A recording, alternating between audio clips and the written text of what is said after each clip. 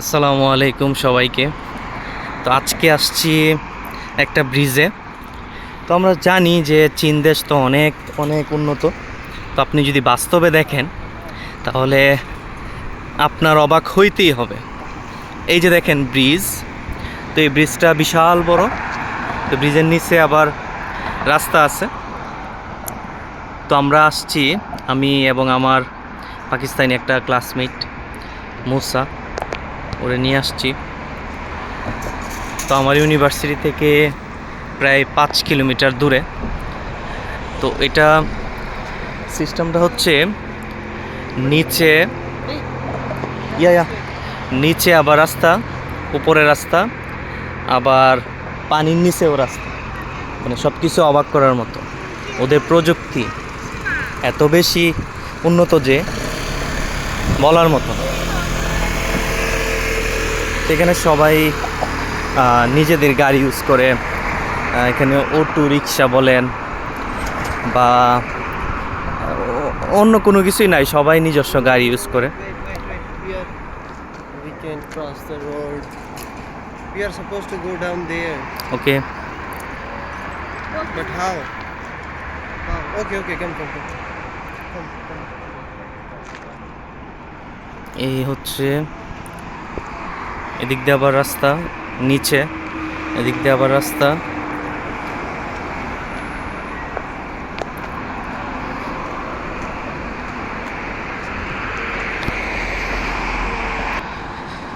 তো আমি আরেকদিন আসবো এখানে।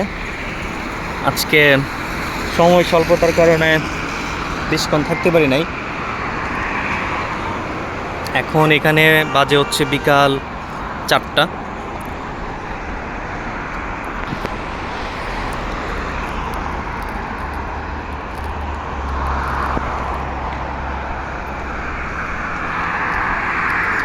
বিশাল বড় বড় বিল্ডিং। তো চীন দেশে পড়াশোনার বিষয় যদি বলি, পড়াশোনা অনেক বেশি কঠিনই বলতে হবে, প্রচুর চাপ।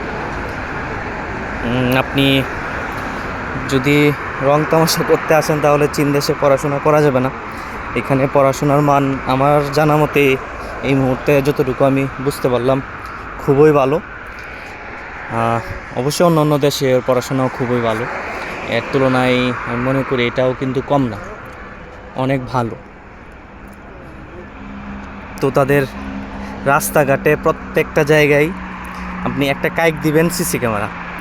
তো এখানে কেউ রং সাইডে গাড়ি চালাবে বা কেউ উল্টাপাল্টা ক্রস করবে এরকম কোনো সুযোগ নাই।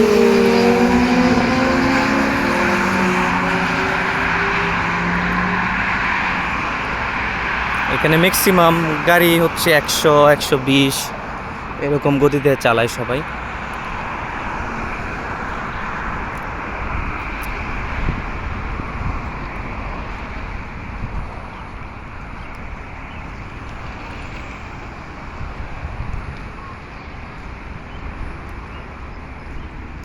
তো আসার পর থেকে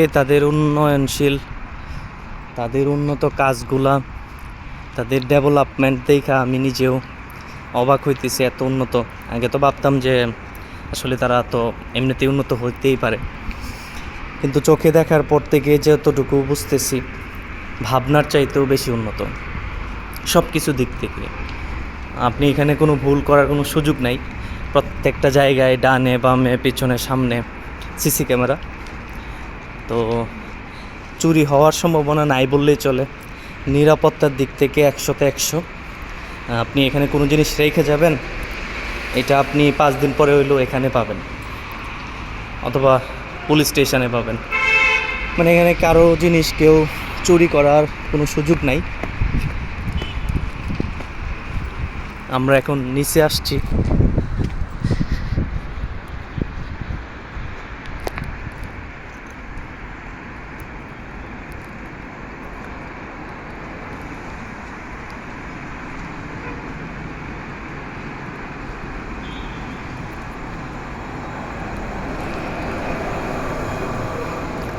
তাদের প্রত্যেকেরই সিগন্যাল মানতে হয়। সিগন্যাল যদি কেউ অমান্য করে তাহলে সাথে সাথে জরিমানা।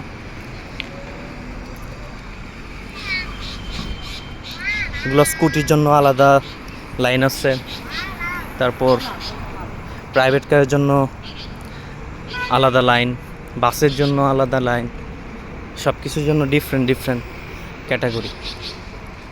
নিচে উপরে কিনারে সব জায়গায় তাদের রুট।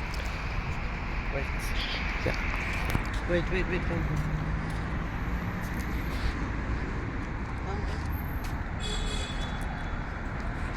এখন হচ্ছে নিচ দিয়ে যাচ্ছি।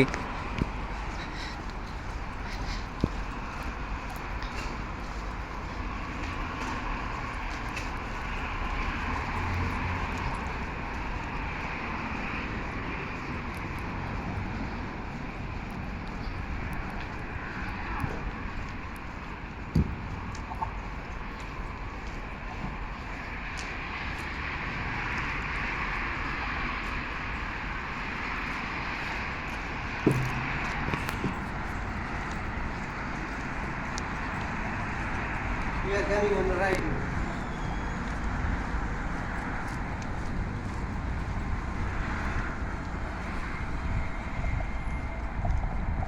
আমরা ছিলাম ওই যে ব্রিজের ওইখান থেকে ক্রস করে অনেকক্ষণ হাঁটার পরে এখানে আসছি, কারণ উল্টাপাল্টা ক্রস করলে আবার এখানে জরিমানা হবে, তাই সঠিক লাইন মান্য করে আসতে হবে।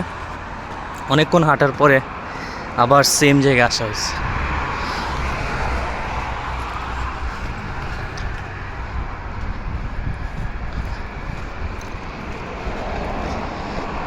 আমরা ইচ্ছা করলে বাংলাদেশে হইলে তো এখান থেকে ক্রস করে করে করে চলে আসতাম, তো তা কিন্তু এখানে সুযোগ নাই, কারণ এখানে গাড়ি চলে প্রায় 120-30 এরকম গতি। তো আপনি ক্রস করতে গেলে অ্যাক্সিডেন্ট হওয়ার সম্ভাবনা থাকবে।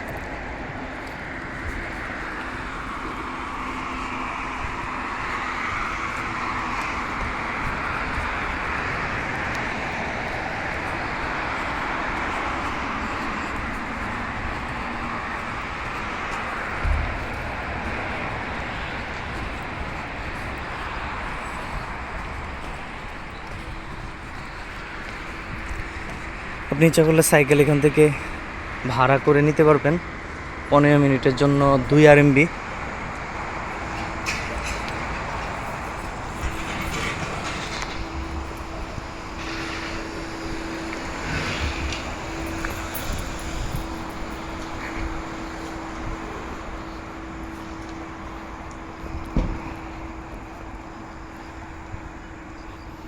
এখন হচ্ছে আমরা ব্রিজের নিচ দিয়ে আমাদের ইউনিভার্সিটিতে যাব, প্রায় 20 থেকে 30 মিনিট হাঁটতে হবে।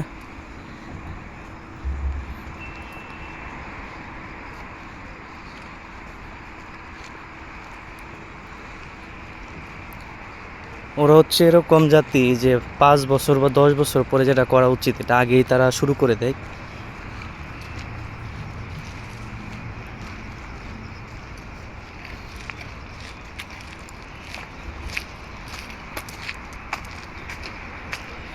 ওরা এখানে মাছ ধরতেছে বাংলাদেশের মতোই।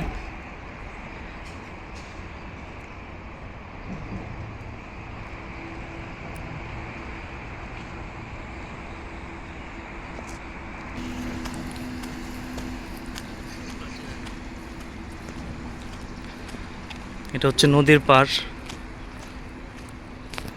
নদীর পাড়ের রাস্তাগুলোও দেখেন কত উন্নত।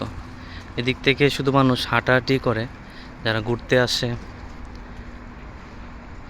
তারা গাড়ি নিয়ে আসে। এখানে আরেকজন অনেকজনই মাছ ধরতেছে।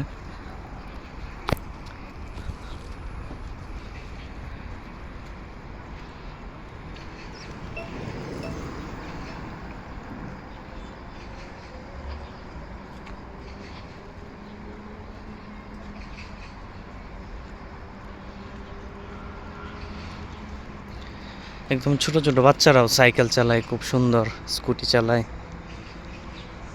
ওরা পরিশ্রমী জাতি।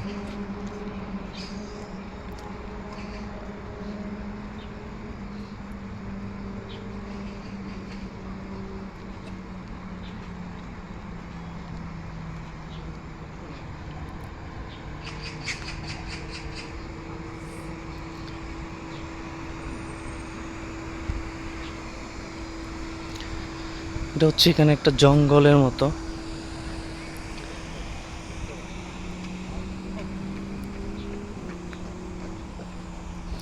জঙ্গলের মতো হইলেও ভিতরে অনেক পরিষ্কার। ভিতরেও মনে হয় রাস্তা আছে। ওই যে কিছু মানুষ এখানে আড্ডা দিতেছে।